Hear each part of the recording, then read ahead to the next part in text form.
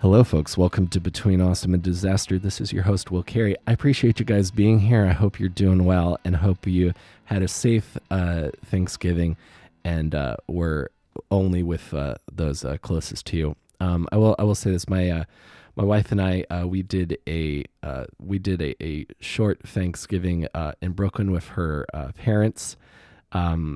Minimal and delightful. And I hope you guys were able to make the best out of the holiday, given the state of the world at present. I'm really excited to share today's episode of the show with you today. My guest on the show today is comedian James Mattern.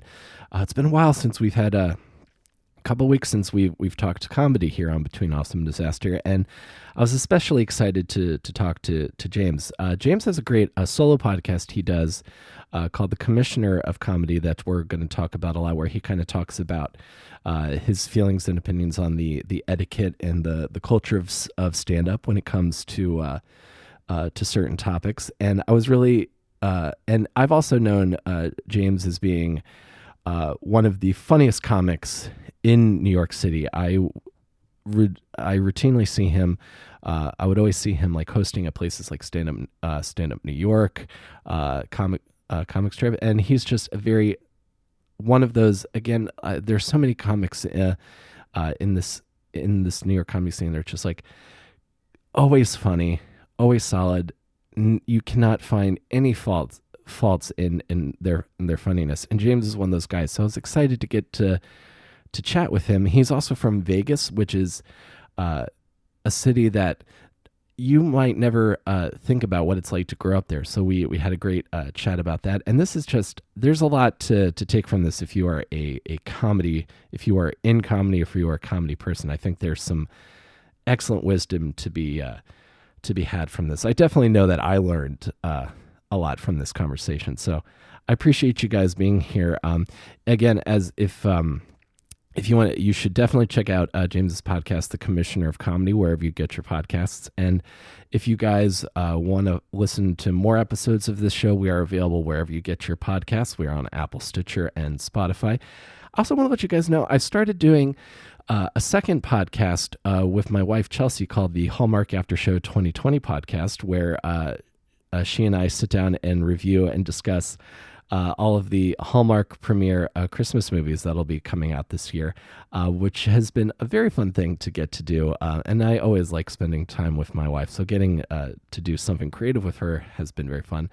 You can get that wherever you get your podcasts as well. And I love to hear from you guys. So if you are a listener of the show, I'm on Twitter at Comic Will Carey. You can also get me on Instagram at WillCarey23. I'm pretty easy to find. I would love to hear from you if you are enjoying what you're hearing, and maybe I will read your comment on the show if you are so lucky. You probably will be. So thank you guys for being here, and let's go to my chat with comedian James Mattern.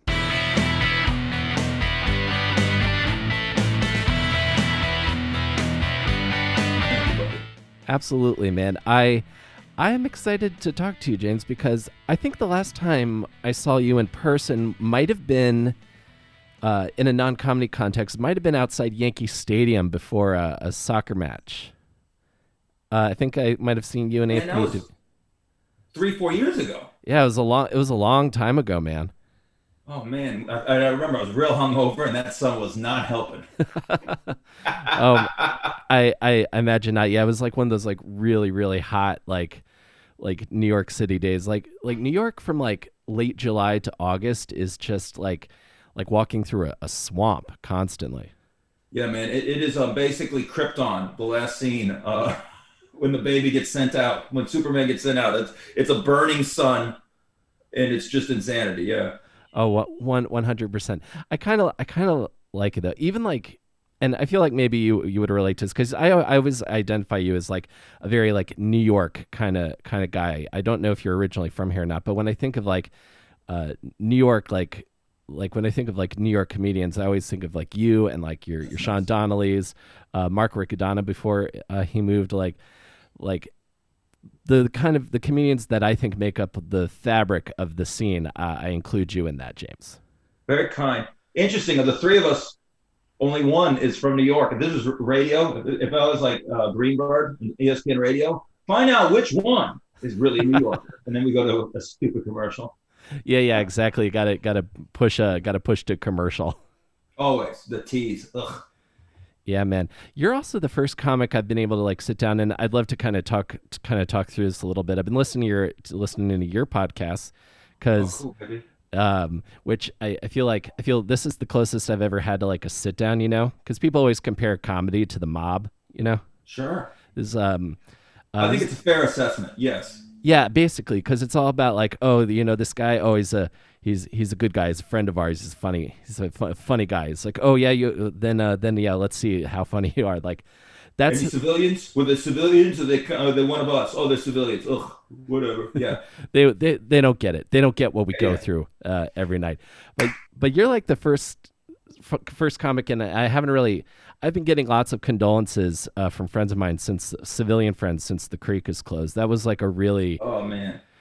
like I sort of was maybe preparing myself for it to happen when I talked to Rebecca on the show earlier this summer, but it didn't make it any easier. Like I became the comedian I am today because of that place in a lot of ways.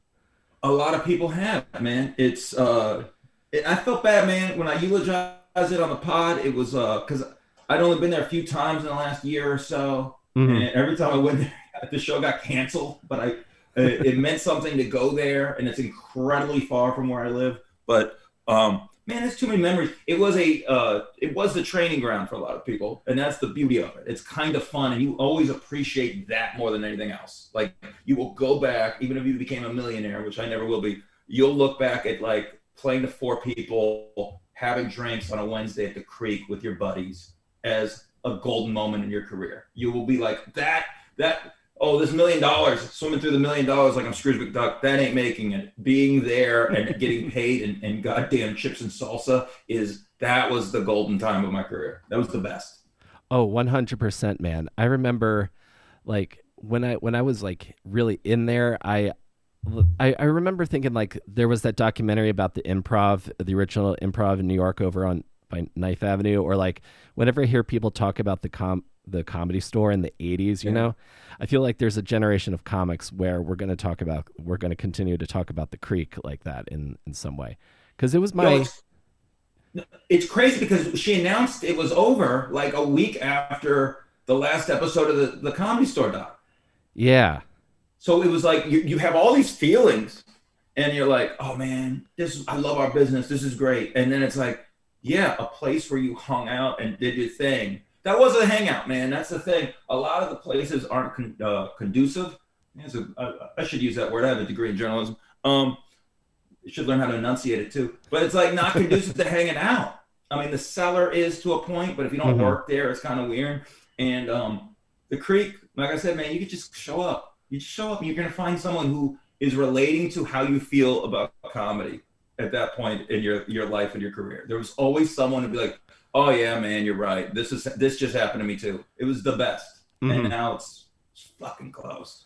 Oh my god. Yeah, like so many nights like I would be like talking to Rojo when he was bartending, and we would Oh just yeah, like be celebrating like these like little life moments, and then these like exciting like comedy things that would come up. It was absolutely, it was where I found like my people, and yeah, yeah. my wife, like, because like Rebecca, I feel like really cultivated like community there. Like she would like there were when they were doing the cookouts pretty regularly, my wife would like clean up on those. She would just like, I felt like and I don't know if you're like friends outside of comedy feel this way, but my wife feels like a real like kind of responsibility to the comics she encounters. Like Oh, it's that's like sweet. everybody's like, it's like, I must feed you. I must feed these God bless. these hungry comedians. Like I don't think she really like thought about stand up before she met me.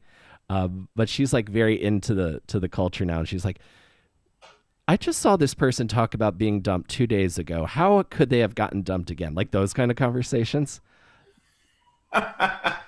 It's funny who gets bit and who doesn't. Who's like once again, let's go mob term civilian. Someone who's not part of this thing of ours. Mm-hmm. I have an ex who used to work at Caroline's, and she kind of talks about how much she hates comedy, but at the same time, and we're still cool, will hit me up like, I hear so and so did this. Oh my God, I can't believe that person passed away. Oh my God, that person got a special. Like, still, she can pretend she hates comics because of all the creepy headliners who like hit on her and all the creepy openers who hit on her. Right. But it's stuck in her veins, and she cares about comics and finds them interesting. I love that. It's so interesting, like seeing how those aspects of the business kind of grab on to those who aren't in it, like you and I are. I wanted to ask you, and I'm gonna kind of go through the whole timeline. You briefly mentioned on your podcast when you're talking about Dangerfields, the album "The Day the Laughter Died." I wanted to ask you part two. I wanted to ask you about your feelings about that album specifically, and what Dice was doing with that particular concept for that album. I love that record. Now, I haven't listened in a while. I'm sure I will be aghast at a lot of the words that are said. For the time it came out, and for the time when I started doing stand-up in like the early 2000s, it meant a lot to me. So, like, in Vegas, I came up with my boy Shuli from the Stern Show, and we were like, thick as thieves and learning together.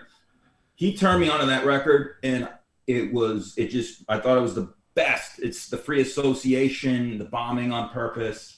When we ran open mics in Vegas, people would ask me, like, what should I listen to? And I'd always tell them that, the Woody Allen stand-up compilation. And then I'm like, if you got money, get the Richard Pryor box set. If not, get the anthology. And between those three, you'll figure it out. Yeah.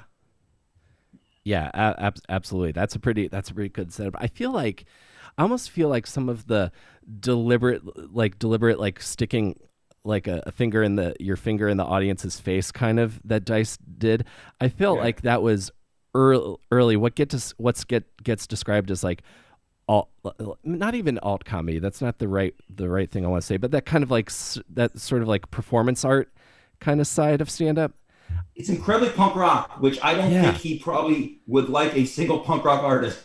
From everything I've heard with Dice, I have a feeling he hates the Sex Pistols and the Dead Kennedys and all that shit. But it felt very almost like a Sonic Youth. Like it was experimental.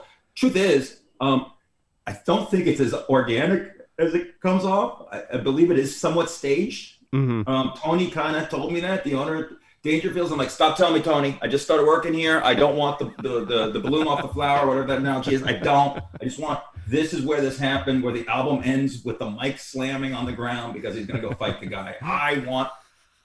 Here's how many times. So when I moved to New York, I was a psychopath. I had an iPod when they were still around, and I would get stuff off LimeWire, and I get whole comedy albums, and they wouldn't be tracked. And I would, whatever came on randomly on my iPod, I would have to listen to. And if it was an album, I'd have to listen in entirety. My thought was, Destiny wanted me to listen to that, and that was going to shape me on stage and as a person that day. And so every couple of days, Day the Laughter Die Part 2 would come on. And then Psychopath forced myself to listen to the whole hour plus of it. So I heard Dutch Clutch all day long 1,000,000 times. It's insane. It's utterly insane. Oh my God. It's ingrained in me.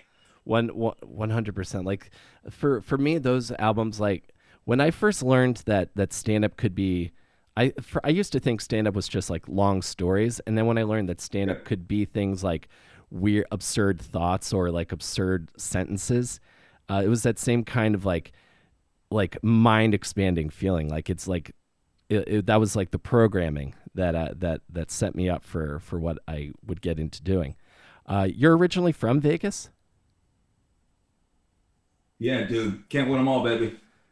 Guilty. And now I wanted to ask you, because I've been to Vegas once.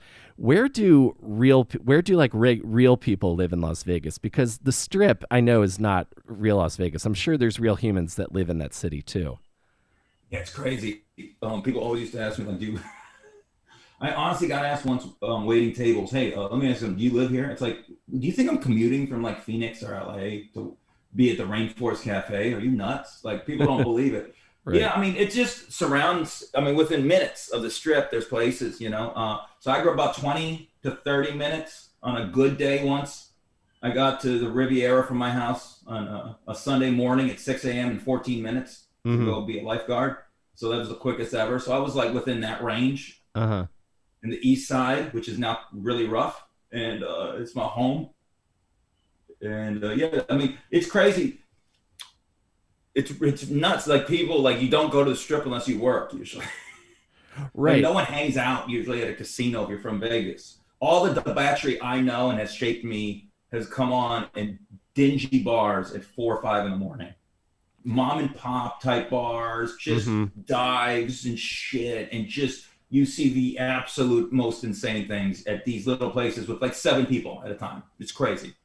Yeah, yeah. That's sort of that kind of like the Vegas before the like the glitz and the glamour. It's sort of like, no one who lives in New York goes and hangs out in Times Square on the weekends. It's not like a thing Yuck. that most people do. But but yeah, I can imagine even outside of like Fremont Street, because like Fremont Street is still like pretty glamorous. But then when I think of like that there's that crunchy like side of Vegas, like everything smells like people have been smoking in it for 40 years, and like there's just like a lot of wrinkles and regrets. Is Dog. Just feet from Fremont Street. So there's like a strip of like the beauty. They take all the bars from LA and New York and they create them. It's still by the El Cortez. Like it's supposed to be like this hipster place in uh-huh. Vegas, and you can still get stabbed by a prostitute smoking rock. Like it's still there. So I kind of compare it when I've gone back. I did a couple shows there. It's kind of like old school Lower East Side, where it's Uh-huh. cool, but shit could go wrong real quick. Could go real sideways. Oh yeah, no, I know exactly what you mean. So you grew up surrounded by this Yeah, side dude. side of Las Vegas. That's gnarly. And what was your home life like? What's the seed that pushes you into comedy? I don't know my biological father. My mom, I mean, we can be transparent, was around. She was a drug addict. Found out later on accident while watching a Mm-hmm. wrestling pay-per-view with her and my stepfather that she was a prostitute. So that you create new feelings for your youth after finding that out and deal with that years going. My grandparents raised me. I found out at 21. My real name isn't Jamie Lewis Mattern. It was Norris Brent Fleming the second, which I initially thought was the third on the birth certificate. But the last few times I looked, it was the second. So I don't know if um, there's wild games being played with me. They changed my name. My birth father, the guy who's named after, who's legally on the birth certificate of my dad, is a black dude from Louisiana, I Uh-huh. believe. My mom's pimp, and also at that time at 21 I find out that supposedly my real dad's Mexican, and then years later at my grandpa who raised me's funeral, like a day or two after we have a cookout because we're white trash, my family go calmly while we're eating ribs goes, yeah, you might be Jewish, you're probably Jewish, hey, do you want to pass the coleslaw? It was that nonchalant and just insanity. And so that is how I grew up. Goodness gracious. So you might have like five or six different cultural backgrounds. I feel like Yeah. there's that like CNN show where they like trace famous people's like history, and it's like, "Oh, you were actually related to this like Dutch king." I feel like there's an amazing episode of this kind of show for you. Like ancestry.com would be like, "We need some time on this." Yeah, but I'm also real scared because my grandma grew up in Germany during the war. I can't. Yeah, she forgot Mm, a lot of people in her family. I would hate to find out. Oh, guess who you're related? No, man, I don't want to know. I don't want to know. right. I don't want to know. It's bad enough knowing what I know. I don't want any more. Please Right. Well, keep it quiet. I remember reading somewhere. I think it's like Genghis Khan. Like 84% of residents of Southeast Asia, you can trace back to Genghis Khan because he just like fucked half the continent Yeah, yeah, at the time. That's wild, man. And you were an only child yeah. That I know of. I mean, that you shit, know of. man. So it's just you. So you're growing up on the rough side of Vegas. You don't quite know who your don't quite know who your dad don't know who your dad is, kind of know who your mom is, and I'm curious what were drawn to. You said you've watched wrestling. Was that something for you growing up? Yeah, I mean, so my grandparents, I mean, they're older, clearly, hence grandparents, and they Hmm. worked hard. My grandpa owned a restaurant, wasn't successful. My grandma was waiting tables there. They're just trying to support me. And so I would just be plopped in front of a TV pre-cable and just watch reruns, syndicated shit, whatever I could, sneak up, watch Carson if I could. And then I got into wrestling and loved it. And then later got into regular sports, and all that stuff kind of raised me. And I also would lock myself in a room and listen to music for hours on end and run around in my underwear like I'm performing. I had a whole discography in my Hmm. head that was going to make me a star by 27, retire at 32, come back at 35. I mean, I had it all mapped out like a lunatic. And that was just my life. A bit kind of raised myself by reading comics, later reading sports almanacs, watching wrestling, Uh-huh. watching any kind of TV and shit like that. It just totally shaped me. Oh my god, I feel like we're not too far off in the pop Yeah. culture that started us, because like Attitude Era WWF was like big for me, and then the other big thing that really exploded my mind before stand up even was a thing I knew. Uh, Yeah. that was something other than like Jeff Foxworthy or Bill Cosby. Punk rock was huge for me also. Like I Oh heard, yeah, dude. like I heard, well, I heard Blink 182, and then I went back, and eventually I got to Rancid and the Descendants, and then eventually got to like Black Flag and the Damned and X and all the great like 70s stuff. Yeah. And just the intensity of it, like just bringing that sort of like fuck you kind of energy, and and also the idea of like, I could probably do that. That's a great sound, and I think I could probably figure out how to do that. Yeah, that's the beauty of that. That turned me on because I was more metal initially, and Mm-hmm. then you heard rumors about punk rock, and there was a certain kind of kid who liked punk rock, and you found that intriguing. There's always that one in Vegas. It seems like every high school had that one girl who somehow got a tattoo underage and was into punk rock, and you're like, whoa, she's something else. Yeah, yeah. Um, I know the it kind of girl you're talking about. broke everyone's heart. I bet that girl. I bet mine is still breaking hearts in her 40s in Vegas. And then eventually, like you get into it, and it's like Guns N' Roses did like a kind of punk covers album. It was mostly punk covers, Oh yes, and Spaghetti Incident. yeah, that was like my gateway drug. And then I finally heard songs by the Stooges, and they didn't even do Sex Pistols. They did like a Steve Jones solo song. I'm like Black Leather, and I'm like, yeah, dude.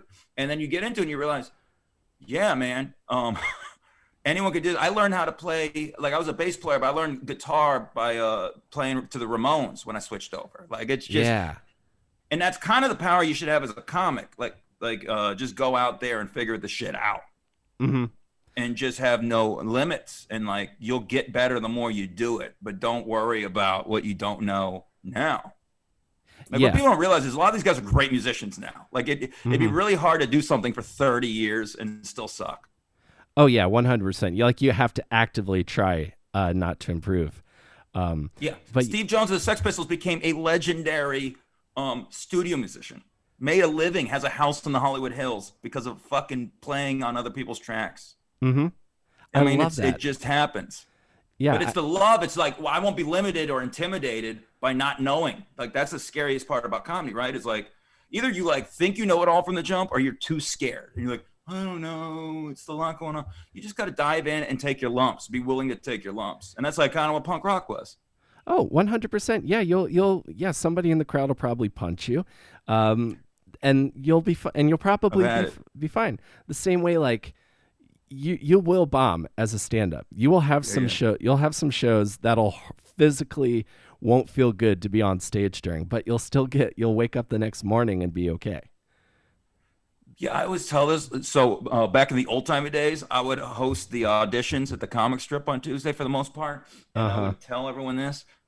Look, man, you're not getting shot either way. If you get past, you're not going to get. No one here is going to shoot you. You're going to wake up tomorrow, and if you don't get past, no one's going to shoot you, and like you're going to get up tomorrow. I had to tell someone because I've been working these outdoor shows, and there's like a guy who helps out there who also gets stage time, and I can tell he always gets nervous, and I'm like, dude, you're gonna live.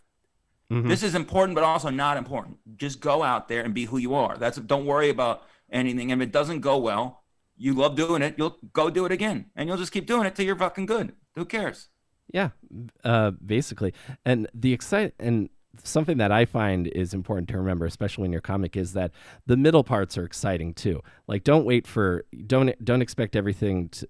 don't hold out for like the, success or TV, whatever. Enjoy all these middle parts too, and like the shows in parks or in the before times, like the because I started in Baltimore on at a booked open mic that was on Sundays, and they wouldn't turn the Ravens game off sometimes when the Ravens were playing on Sunday. So you kind of just learn to deal with it and deal with the apathy. It prepared me well for like open mics in New York in front of a sea of people on Oh their man, phones. yeah. Yeah, absolutely. I've got a funny story about those comic strip auditions. One of like, I've told this story a couple times on the show. I remember talking to Harrison Greenbaum about this. The first time I did it was when they had like the panel, and they would all Oh just like man, I never did that. I they would missed that one. that one was I don't know.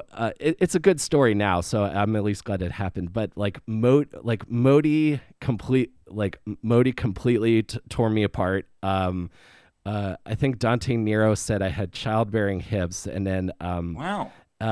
and we had a laugh about it. Laugh about it later. It's like, dude, they told us to be mean. I'm so sorry, but that was my first introduction to the comic strip. I made it after. I still went back. I made it after the third time.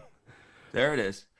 So Here's so the you never thing. did I those? never got past. I never got past there. I never got. I always tell people Really? that too. I always go, here's the beauty. I'm the one who brings you guys up for this and gives you the speech. I never been past, and I do this and I do weekends. So fuck it. Just so you know, just whatever. I never got past. Never got past from those auditions ever, ever. That's the same way. Like I've never gotten past at New York Comedy Club by doing like by doing the 4 o'clock bringer audition. Like that's never led to any spot I've done there has not been as a result of those.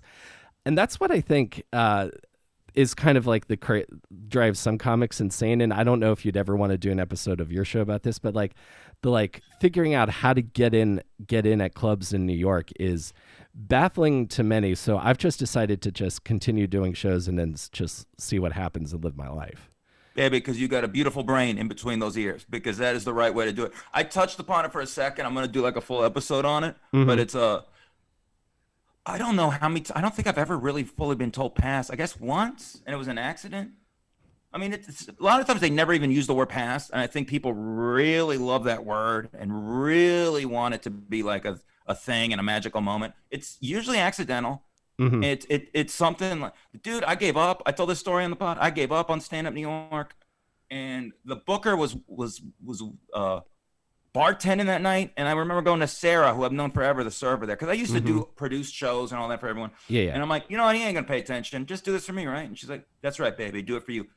It went well, and then he hands me a piece of paper, and then didn't book me for 2 months, and then quit.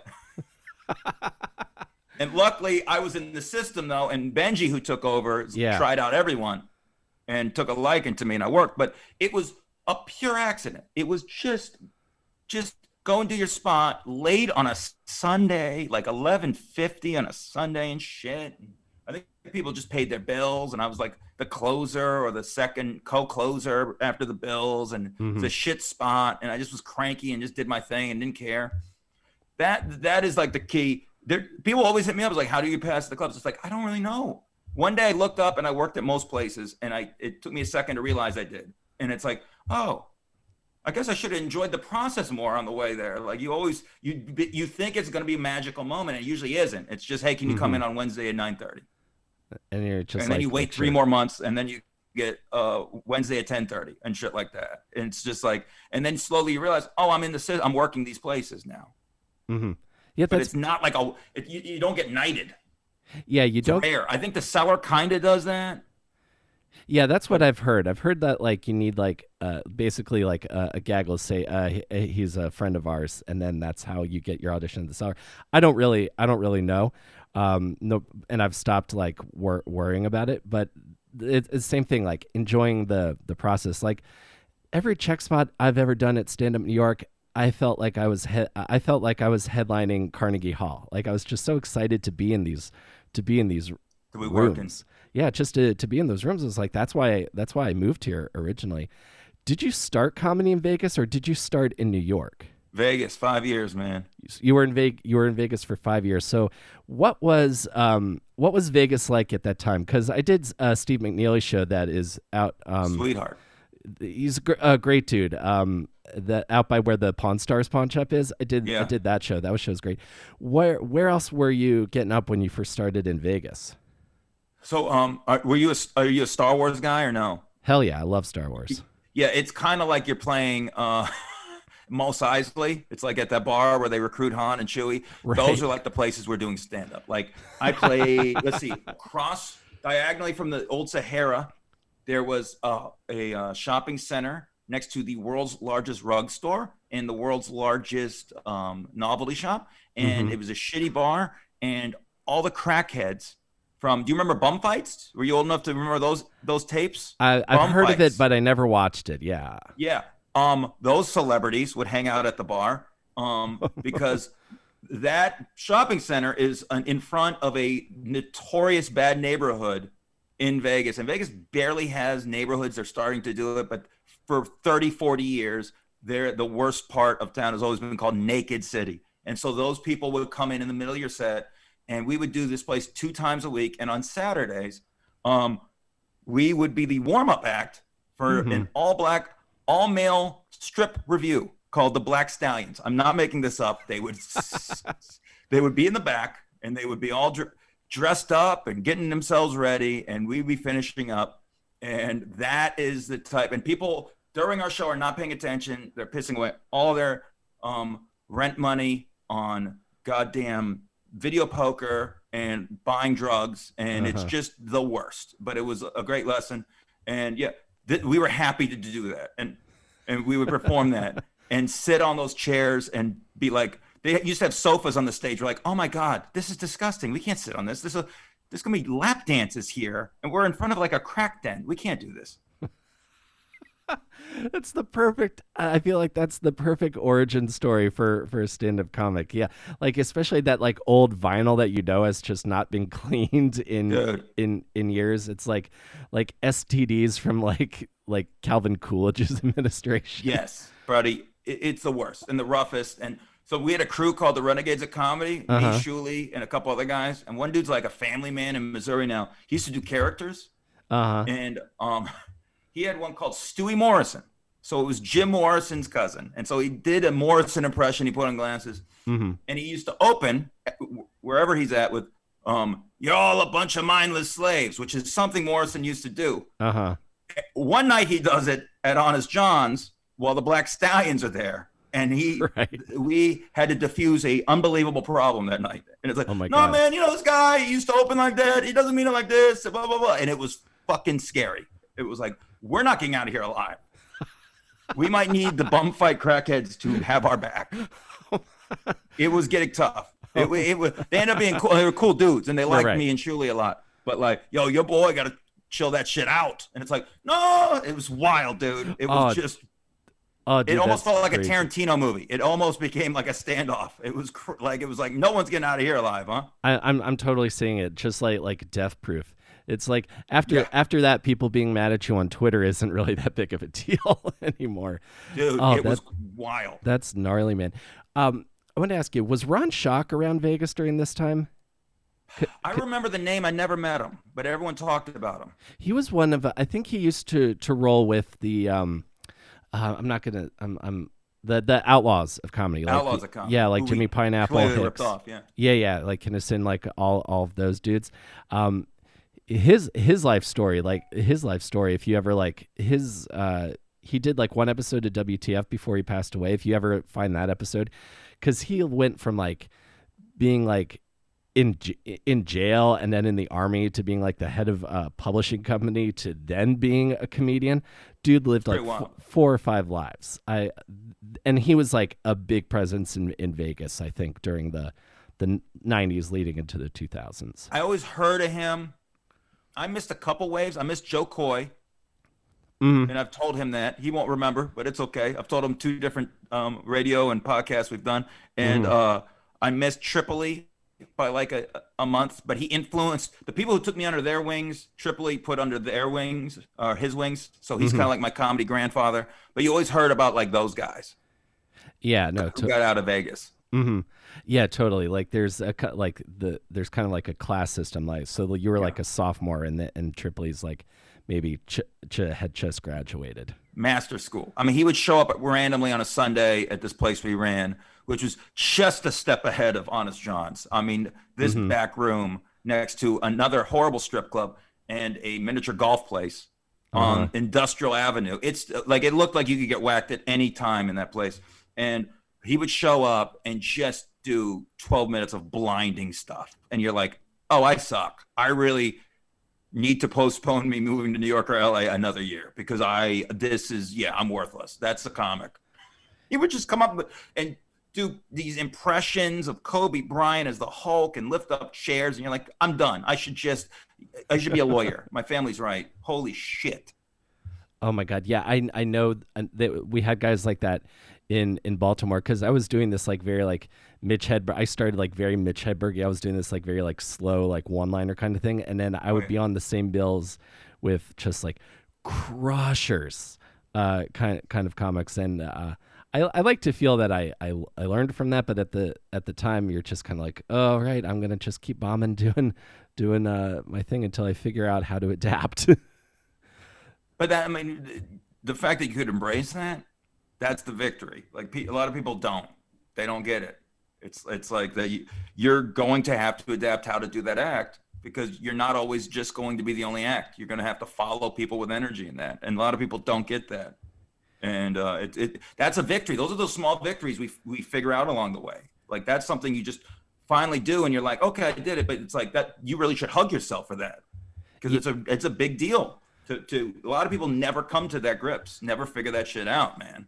yeah, I mean, to me, it was kind of it was kind of a breakthrough. Like to me, that was in getting with like the oh, okay, this is the job of being a comedian. Also, it's like the because there's the if what's the word I'm looking for, the craft of it, as opposed to just considering yourself an artist. If that makes any sense. Oh, it absolutely does. It's always a conflict with us because we're like artists, but we're kind of like the carpenters of artists, and I don't mean the wonderful singing group that I adore.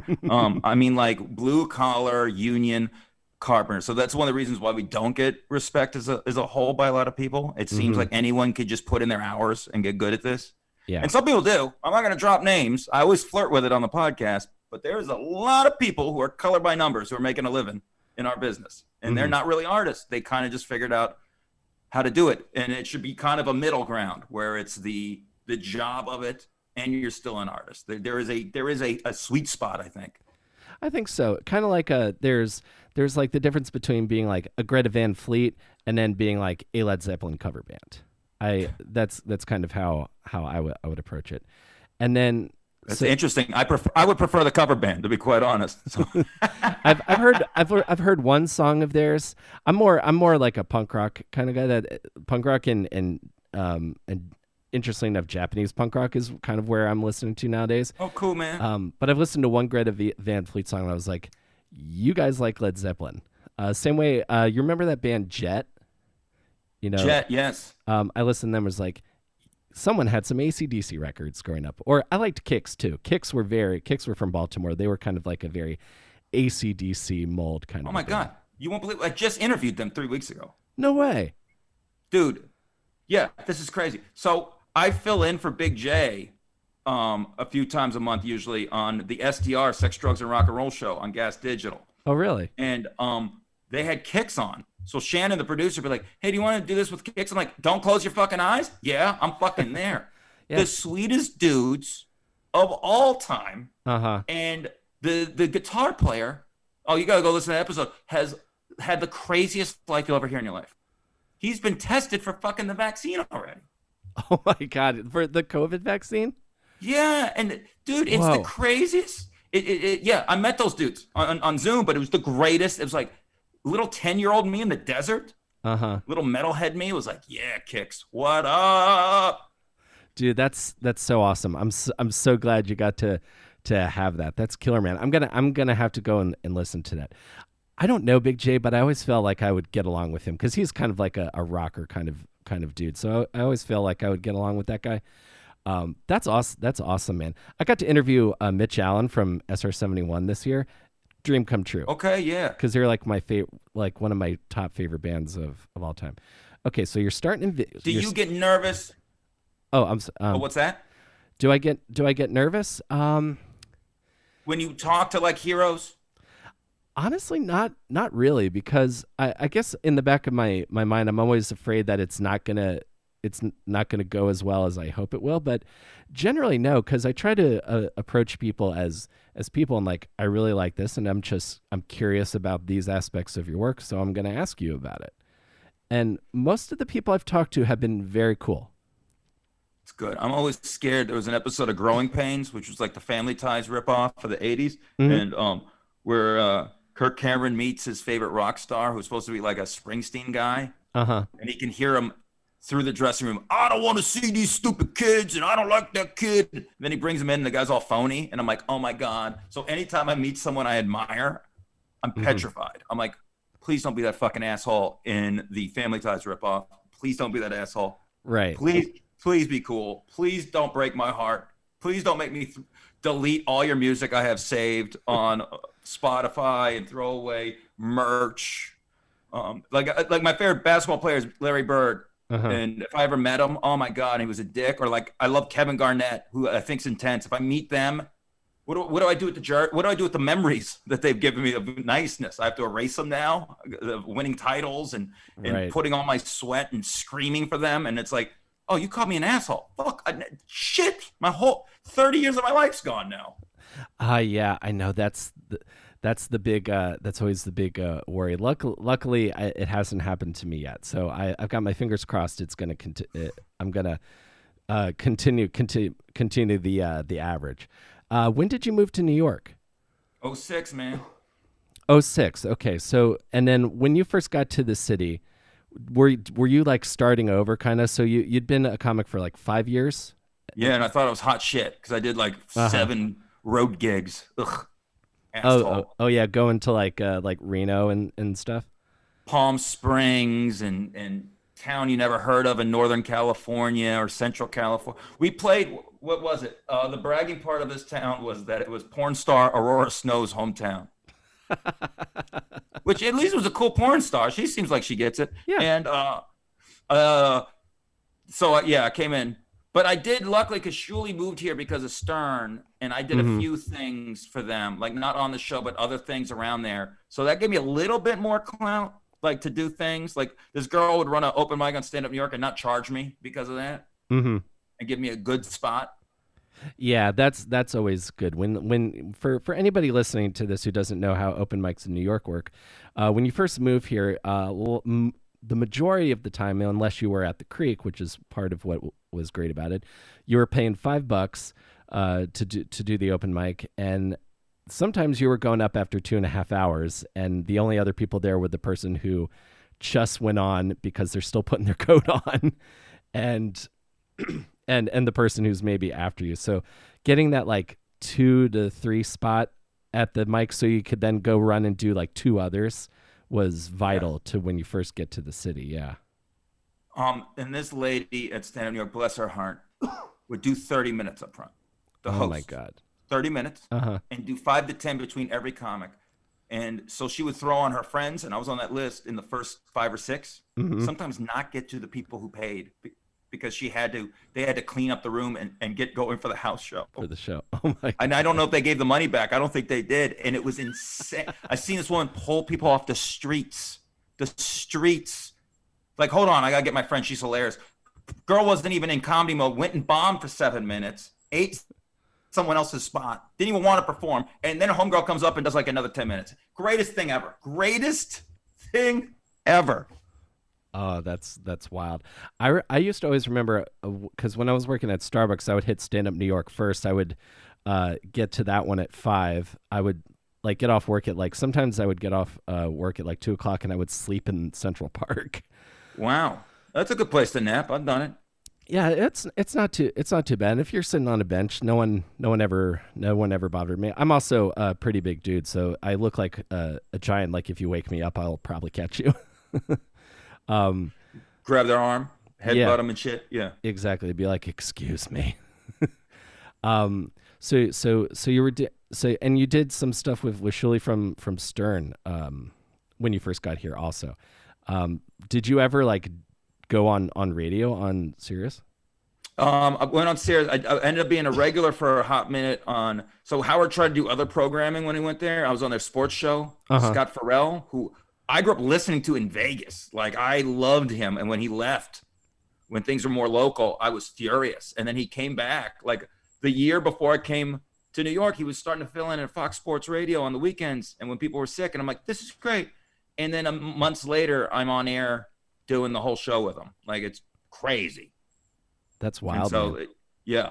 And that was right when that show, like, Howard was there. And so we'd all, like, go to, like, Scores when that was a place, and they'd give us free money, and we'd be drinking Grey Goose. And it's like, yeah, man, I'll never need a day job again. Look, I got it made. 4 months later, hey, welcome to the Hard Rock. I'm a sucker. What's going on? That's got to be kind of cool though. It's good for learning to be on a mic. And again, like when I think of traditional radio format, I feel like Howard is like the example to be followed now. Yeah, and also, even though I know he's not crazy about podcasts, like, in a way, he helped invent podcasts with, like, the way he interviewed and all that. Yeah, he's a And really good interviewer. I don't think he gets enough credit for being as good an interviewer as he is. amazing interview. And then like the side of a podcast I don't like, some of the Goonie fandom that comes with podcasts Mm-hmm. could be traced back to Howard and that. And is what, I've gotten along with a lot of those fans and worked for him and did tours and shit. But like that aspect at times is disgusting, to be blunt. I don't think I Mm-hmm. make any bones about it. But that did come from that. So that's like an ugly thing, but he's still influential in that way. Like that. Like as I listen to this and we're a gang. Like we all wear Ramones jackets because I listen to that. And if you aren't a part of the inside jokes or not, go fuck yourself. Right. No, I totally agree with you. 100%. That sort of like rabid, like exactly. We're a gang kind of fan community. Soccer 100%. hooligan shit. Yeah. Yes, exactly. Yeah. Like we all have the same scarves, and we're gonna light the stadium on fire depending on how it goes. Oh, yeah. Dude, so I'm guessing you follow soccer a little bit. Like I've seen some. I was in Argentina a few years ago, and I got to tour the La Bombonera, the chocolate box that's Boca Juniors Okay. Stadium, and they showed footage of like goals being scored, and they literally have an electrified fence over where the standing section is because people were climbing it during goals. Fucking crazy, man. Yeah, it's insane. Oh man. Yeah, we were getting coffee the day that Maradona died, and I was like, I was more bummed than I thought I was gonna be. I was like, oh man. Yeah, I was really bummed about that as well because I think he's, if we're talking about top 5 players of all time, I think he's easily in that list. He scored like the greatest fuck you cheater goal of all time, and then Greatest of immediately all time. followed it up with the greatest goal of all time. Yeah, It's amazing. it's unbelievable. There are Yeah. also great, who people don't get because all due respect to MLS, when we get like the great players, they're at the end. Like, Yeah, right when they it's show true. up. It is true. Colin Coward, who was a Vegas dude for a minute and is like a huge sports guy now, Hmm. he would compare them. He's like, they're Elton John. Ironically, I'm wearing an Elton John shirt that no one will see because it's Hmm. audio, but that they're just these unbelievable characters in Europe. Like they're rock stars. It's a non-helmet league, and they're still big hair, Yeah. fast cars, and they say crazy shit all the time. And for years, a lot of them got in all kinds of trouble. They're these great personalities, and he really personified it. I mean, he was almost like the Axl Rose of like soccer. It was like crazy. Oh, 100% because he was wild after his playing days. Wild boy, Bubba. Hmm. That documentary HBO. It's a wild boy. Ooh, I've gotta watch that. My favorite soccer documentary is probably the 30 for 30 on Escobar, the two Escobars. That's Oh yeah. that's fucking crazy. Don't score an own goal if you're on the Colombian national team. You will fucking Dog. die. Or at least not be favored. I think what ended up doing, they were favored that year. They were one of the 3 or 4 picks. They were the sexy pick because they'd never won before. They're like, Colombia might win it. Yeah, they were And the that ones. shit happened. Yeah, that was going to be their year, and then they lost to the United States, which I still feel like, and even and maybe it's different now, but I still feel like for the most of the world would think if you lost to the United States men's national team, that's a bad sign for your team. Yeah, I mean, especially more then. In all fairness, Bill Clinton gave a wonderful pep talk. That speech he gave was just wonderful before the game. I don't even know if it was that game, but for the whole thing, mwah. I mean, they had a good run like a couple cups later. I think everyone says that we should be better than we are. We Yeah. have the talent. It just doesn't work out.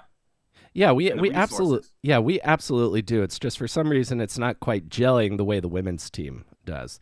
But I feel like eventually we're going to get there. Like by the time I'm going to be in my 40s by the time the next World Cup in the States comes around. But I bet we'll be all right. We'll make it at least to the quarterfinals. I'll say that. Yo, yeah, hopefully. Man, I'm going to go to them games. Dude, those games are going to be so nuts. I would imagine they'll be at MetLife, but I can't wait. That's going to be Oh, fun as man. shit. MetLife, whatever, man. It's going to be all over. I mean, there's still an outside chance that it's here next year. Because there's every time you put your ear to it, the Middle East ones, the Qatar. Qatar, yeah. Yeah, I screwed that name up. Whatever. It looks like there was an old Sega game that had like the same spelling. I thought so. I just think it's that, but whatever. Mm-hmm. And so, yeah, we were always the backup. Always the backup. They're like, there's a chance. Oh yeah, That'd be great. yeah, exactly. I would love that because I feel like we're one of the few countries that have the stadiums already built to throw it together. And especially because I think the Qatar one has to be in the fall because it's too hot in Qatar in the summer to physically Winter. play soccer. Yeah. Yeah, I will be very interested to see how that plays. I saw something on Twitter like of the 15 people that were part of that decision being made, I think most of them are in jail now or indicted. It's the crookedest thing ever. Them and the Olympic Committee, the most crooked. They make politicians look honest. It's insane. The bribery the old backroom nonsense you hear about is like, come here, and they're shoving money in your hand and smoking cigars and god damn. Oh yeah, exactly. Going back to that whole this thing of ours we're talking about comedy. It's all these like all these like secret handshakes full of money, like a briefcase. Like, oh, this briefcase full of $100 bills. How did I end up here with that? Maybe you want to be favorable to me now. Yeah, Yeah, dude. it's gnarly, man. I also wanted to ask you, talking about like being in New York and stuff. I feel like you're known as like one of the better hosts for shows when it comes to shows in the city.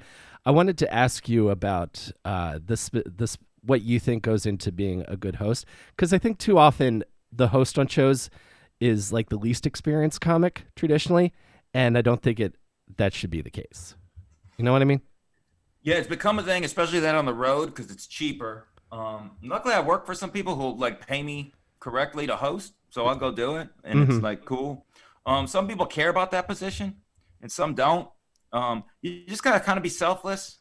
You gotta like I always say, it's like a point guard in basketball, like the old school point guard. You Yeah. only score when you need to, and you just try and make everyone better.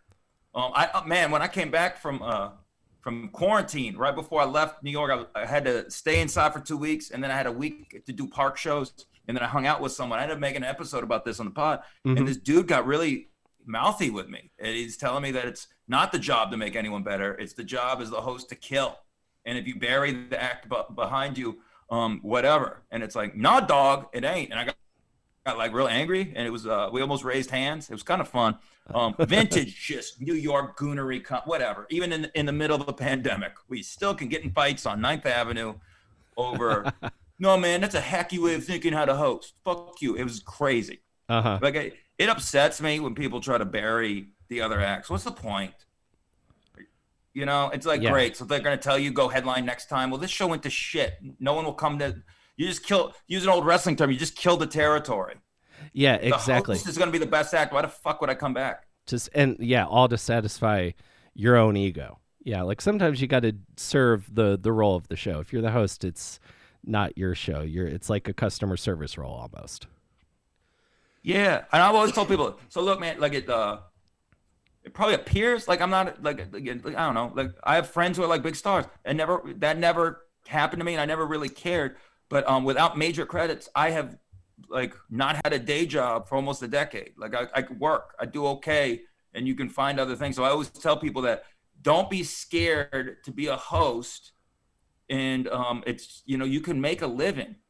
You know, everyone else is trying to grab that brass ring and be fucking Bill Burr or Michelle or Right. Kevin Hart, and it's like, unfortunately, there's a lot of talent and that they ain't gonna get it. But you can find your lane, and hosting and warm up and shit like that is a lane, and there's no shame in that. It's like, Mm-hmm. I'm all right. Say that now. Watch tomorrow. A lot of shit comes down on me. I get evicted.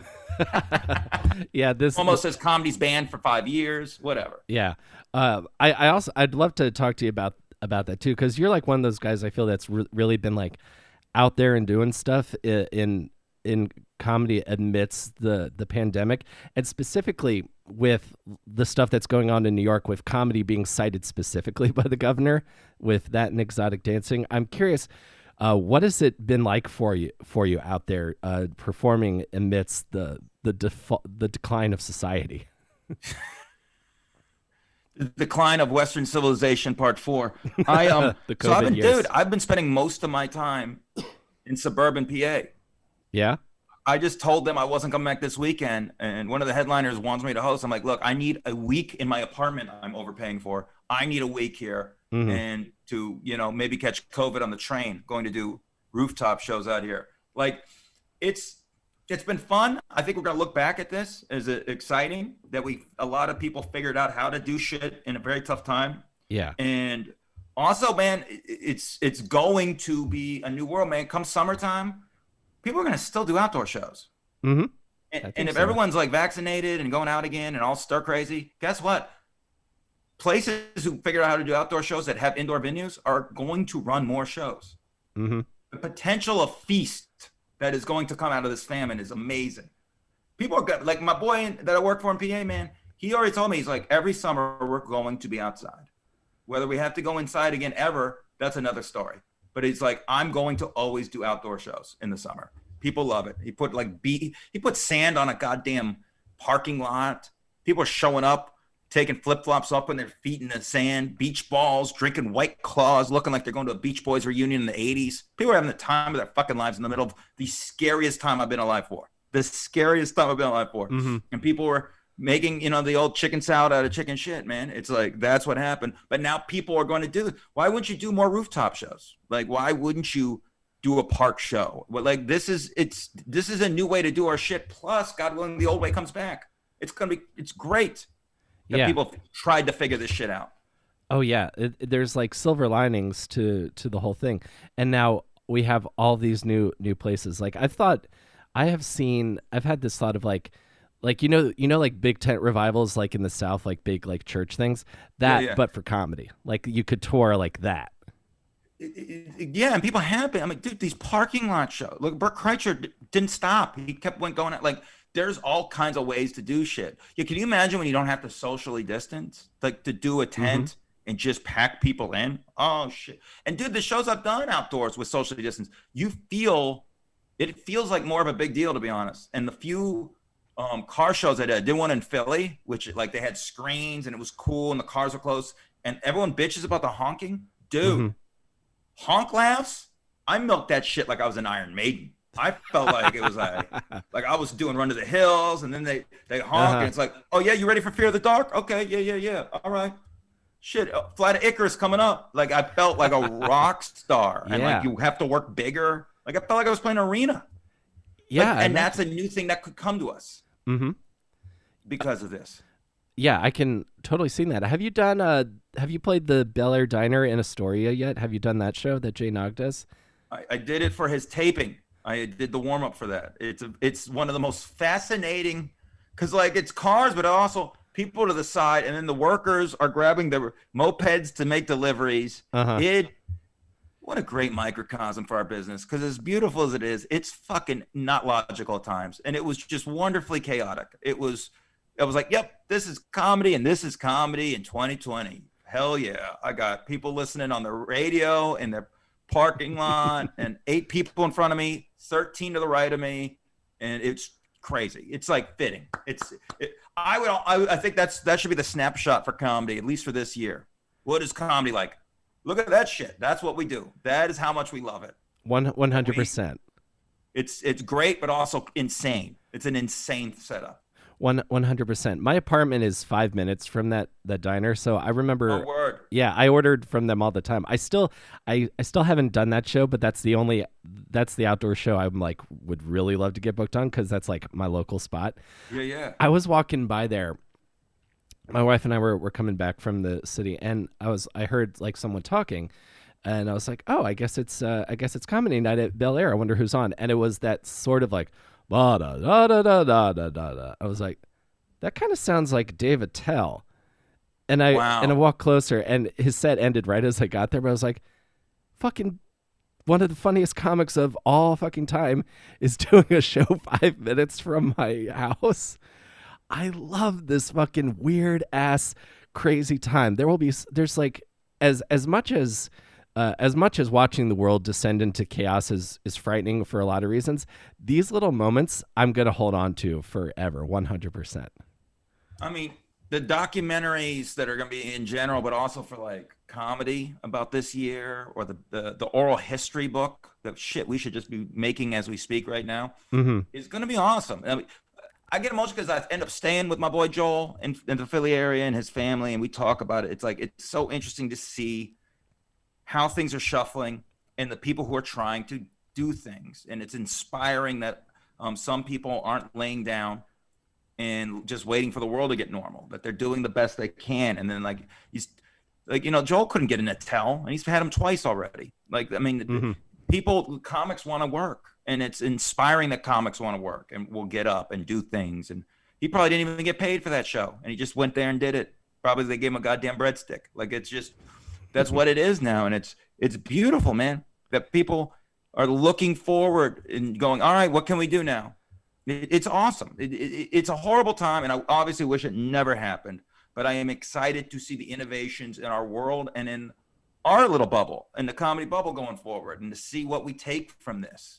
And when people are like, how come it's like this? Well, fuck, man. It used to be this way before shit hit the fan. And now look at it. It's gotten better because of that, Yeah. hopefully. Yeah, and now we all have like plan A, we have like plan Bs and Cs because I think we're not gonna take this for granted anymore. Like the comics and the performers that really love this, we're never gonna let it go away. I was talking to Brendan Kelly from the band The Lawrence Arms, and he's very optimistic about this kind of thriving DIY that's gonna come up post pandemic, because that's a genre of music that's a little different. Like punk and metal, you kind of need to be able to butt up against strangers to make really awesome. But the spirit of innovation will not be stifled by the limits of having to perform indoors. It's a new world now, and I'm excited for what it's going to be. One last thing I wanted to ask you, and then I'll let you go. I really appreciate you taking time to talk to me today, James. This is beautiful, baby. This Dude, is great. dude, I don't wear a red jacket for audio for anyone. For you, Betty. Come on. This is great. I appreciate it, man, because to me like you and like all those other, like all the other comics I mentioned, like this is what you're doing, what I came here to do. So like the fact that I feel like we're kind of in the same ecosystem, I really appreciate being a part Man, of come on. that, man. I would love to ask you. I was looking at your bio. You did something with the WWE. What was that? I was on a show called The List. I did like 4 episodes, and then I was supposed to do the second half of the second season. I was supposed to think film on Monday, and Hmm. Friday they canceled the show, Oh which man. is a pattern for my career, and for a lot of you, it's going to be a pattern in your career. So just learn how to deal with it. It's just what happens. But yeah, I was so pumped up. I was upset I didn't get the first half of the second season. I was mopey for 2 weeks, Uh and huh. then they called me. It's like, yeah, dog, and yeah, you can. I think it's still on. They kind of bury it on the network. Hmm. Also, I look like just an idiot, chest hair out the whole time, like a just. What is the matter with me? Unbuttoned with ugh, disgusting. That probably canceled the show. They're like, man, people do want to hear about the Undertaker's feud with Kane, but that kid's chest hair, yuck. I need to watch that Undertaker documentary because I've heard it's very good. I've got a friend who like hasn't watched wrestling since we were watching wrestling in 7th grade, and he was like, Yeah. this is imagining, and just hearing like the stories of like wrestlers court with him, like hearing like, hey, you guys are being shitheads, we're gonna smack you around a little bit. I love that way of kind of like getting stuff dealt with. I find those stories amusing. This this what's crazy. I wasn't the biggest Undertaker fan, and so I remember like passing on the material with him and Kane. Hmm. But at the same time, I absolutely adored what I heard about him with the court and that. Hmm. My podcast comes from the Undertaker. Like I Uh-huh. joked about that. Like I would tell people, it's like, oh, this person's acting up. All right, let me go in front of them. Let me make them famous. Like if people who aren't familiar with that, Undertaker, when someone's britches would get too big and they think they're hot shit, Taker'd be like, okay, I don't care what you wrote for him. He's in the ring with me tonight, and he'd work stiff, and Yeah. they would check their ego. And so that's how I felt. And so that's why I joked about, oh man, you guys got to make me the commissioner of comedy. That's where this podcast come from. Me joking, basically wanting to be the Undertaker, because I love this so much. Like I said, I never liked the character. Uh-huh. It always seemed weird to me. I didn't like it. I grew up watching like Baltimore shit, like old NWA with like Ronnie Garvin and just crazy shit like that, just rugged Yeah. dudes. And so I didn't like all that gimmicky shit. And so, but when I heard about that's how he handled business and he loves the business so much, it's like, well, I love the business. I want to protect the business. And so I always respect my podcast comes from the Undertaker. I have no guests, but I've always said if I could somehow get the Undertaker be our first guest, boy, what a real softball. What a real, oh really? That's when you have a guest? Or do you get Uh-huh. him, asshole? What a ugh. I think you Creep I can am. make I think you can make that happen, man. That's so crazy that that's where it comes from, because like when I started and I would start seeing like your stuff on YouTube about, and I and I agree pretty much with everything you say about like comics need to like argue less about other comics and do what Uh-huh. and do what they enjoy. You should not cheer when places that didn't book you go out of business, like all of that shit. So I was especially excited to talk to you on my show, because I felt like if I could get through an episode of my show with the commish, that it would be like the equivalent of like, all right, he's a good guy, like with the whole coming back to the whole mafia thing. You're in, buddy. You're in. I'm giving you the bump up, man. We're gonna open up the book and put your name in it, dog. I appreciate it, James. Is there anything else we can plug before we get out here? If you guys, so it's the Commissioner of Comedy is your podcast. Yes. Every Monday night, about 4 Easternish, it comes out. And check it out. Subscribe, write comments. Deal with the early audio issues. If you start from the beginning, it gets better. I put out videos. I'm gonna put out more on YouTube. Check that shit out, man. The James Mattern on Instagrams and the YouTubes, and I think I got a new album coming out hopefully by the spring, and a bunch of cool shit. So let's check that out, man. Oh, sweet, man. Did you record it during the pandemic? Right before, it's a kind of I can't tell the full things, but it's a concept kind of, Mm-hmm. and I'm just waiting for full approval. But it looks like I don't want to jinx it, so it'll be interesting when it comes out. So Awesome, man. Well, I can't wait to listen to it. And I this has been a great conversation, dude. I really thank appreciate you, it. buddy. Thanks for talking to me, man. Well, this is great. Thanks for having me, baby.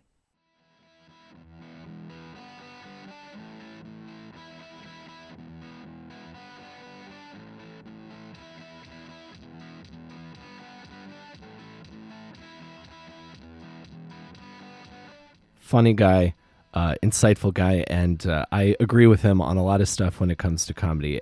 So thank you, James, for your time. It was great getting to chat with you, man. If you guys haven't yet, you should definitely check out James's podcast, The Commissioner of Comedy. There's a lot of great thoughts, a lot of great stuff to ponder from James and his thoughts on stand up.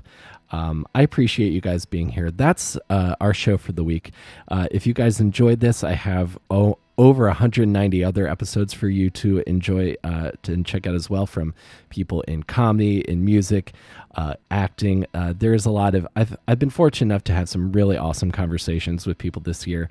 And if you guys are curious, we are available wherever you get your podcasts. We're on Apple, we're on Stitcher, we're on Spotify, we're on Amazon Music. You can use the promo code AWESOME to get a month off of your Stitcher Premium subscription. If you go to stitcher.com/premium, use the promo code awesome in all caps. You can get 1 month of Stitcher Premium free, and that's hundreds of comedy albums, ad-free archives.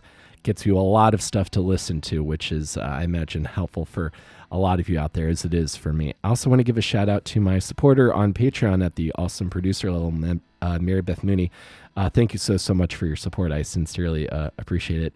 If you guys are curious, you can go to patreon.com/awesomedisaster. Check out some of the stuff that I'm doing over there. My music EP that I recorded during quarantine is available there early.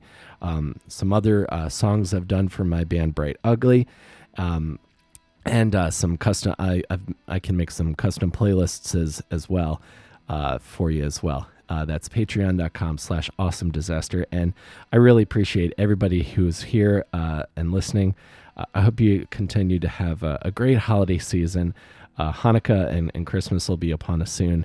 And I look forward to sharing more with you on this show in December and into the new year, wherever that takes us. So thank you guys very much. And I will see you next time between Awesome and Disaster. Stay safe and wear a mask.